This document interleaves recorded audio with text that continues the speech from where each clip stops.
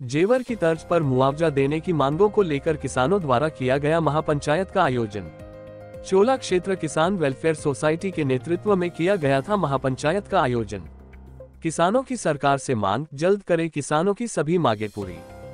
भाजपा विधायक लक्ष्मीराज ने महापंचायत में किसानों को मुआवजा दिलाने की मांग को लेकर मुख्यमंत्री आदित्यनाथ से मिलवाने का दिया आश्वासन। सिकंदराबाद के गांव सराय दुल्हा में हुई थी किसानों की महापंचायत। उसको जो आज जनपद बुलंदशहर के अंदर कलेक्ट्रेट पे जो गेट बना हुआ है वो इसी आंदोलन की ताकत का दम है। तत्काल सरकार थी बहुजन समाज पार्टी की, बहन कुमारी मायावती जी मुख्यमंत्री जी थी। भट्टा पार्सल में आंदोलन हो रहे थे, चोला में आंदोलन हो रहे थे और टप्पल पर आंदोलन हो रहे थे और हर जगह हिंसा हुई। कई किसानों ने अपनी जान दी, बलिदान दिए, लेकिन ये चोला का किसान अपनी मांगों को लेकर कलेक्ट्रेट के घेराव तक लड़ाई लड़ी और कोई हिंसा नहीं होने दी। कि जहां किसी जमीन का कोई अवार्ड नहीं हुआ है वहां सीधा सीधा पुराना एक्ट खत्म होके नए एक्ट से इसे अधिकृत किया जाएगा। तो मेरा आपसे निवेदन है कि ये सब चीज तो आपको पता है, लेकिन मैं एक बार आपसे फिर दोबारा से निवेदन कर रहा हूं, उसी के अकॉर्डिंग इस चीज को लेते हुए माननीय मुख्यमंत्री जी से आपने वार्ता कराई है किसानों की, जैसा कि आपने पहले कोशिश की है।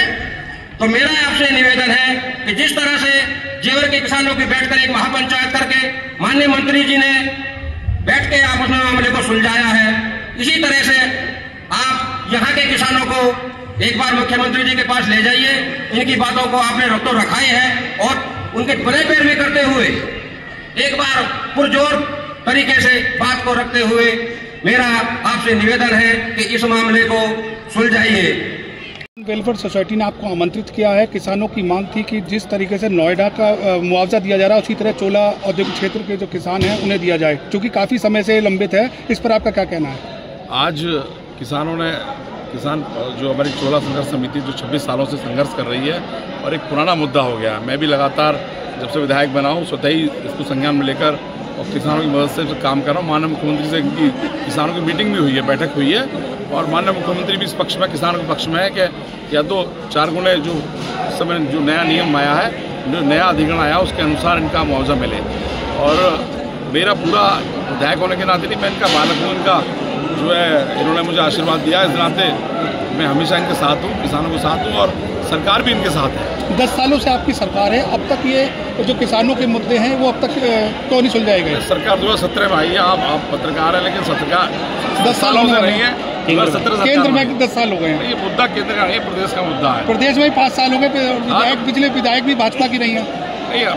मैं औरों पर किसी भी टिप्पणी नहीं कर सकता, मैं अपनी बात कह सकता हूँ। मुझे इन्होंने बताया, उससे पहले मैं लगा हुआ हूँ, क्योंकि नीतिगत फैसला है। ऐसा नहीं कि केवल एक कहने से, ये नीतिगत फैसला है। एक बार कोई चीज़ अधिग्रहण हो चुकी है उसके बाद दोबारा निर्णय होना है इस पर, तो कैबिनेट के थ्रू चीज़ें तय होंगी। सरकार इसके लिए काम कर रही है और बहुत जल्द किसानों के पक्ष में जो नया अधिग्रहण आया उसके अनुसार किसानों को मुआवजा मिले। मेरी भी यही मांग है, किसानों की भी मांग है और सरकार यही चाहती है। सरकार के माननीय मुख्यमंत्री ने अधिकारियों को कहा कि या तो उचित मुआवजा दो इनको या जमीन छोड़ो। ये किसान वहाँ गए थे, किसानों के सामने माननीय मुख्यमंत्री जी ने कहा। मैं लगातार, ऐसा नहीं, सरकार और किसान दोनों एक ही पहलू हैं। हमारी सरकार लगातार किसानों के लिए प्रतिबद्ध है, किसानों के लिए काम कर रही है और जय जवान जय किसान हम लोग साथ हमेशा रहते ही हैं, साथ में रहता ही हूँ। मैं ये आपके माध्यम से कहना चाहता हूँ, बहुत जल्दी इस पर डिसीजन होने वाला है और जल्दी मीटिंग होगी हम सब किसानों की और सरकार की, हम इसे तय करेंगे। धन्यवाद।